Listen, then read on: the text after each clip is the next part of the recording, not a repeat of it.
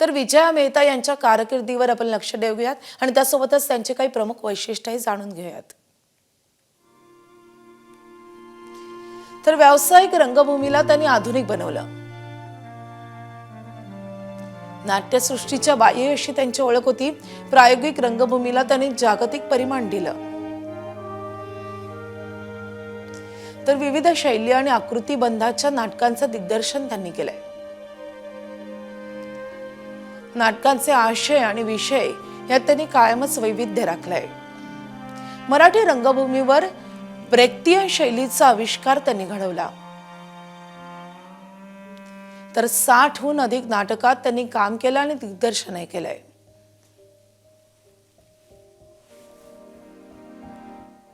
तर भाजपचे नेते डॉक्टर विनय सहस्रबुद्धे यांनी एक पोस्ट करत त्यांना आदरांजली वाहिली आहे।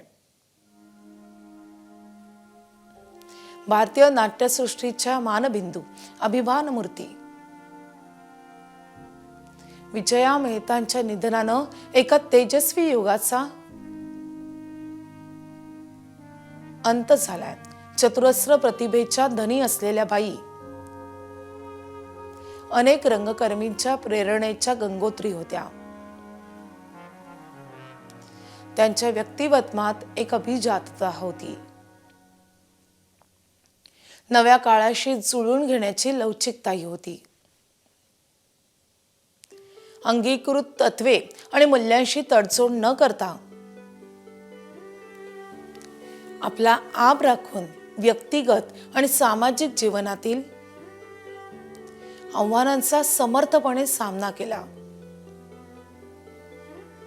उत्तुंग रंगकर्मी अशा बाईंना विनम्र श्रद्धांजली।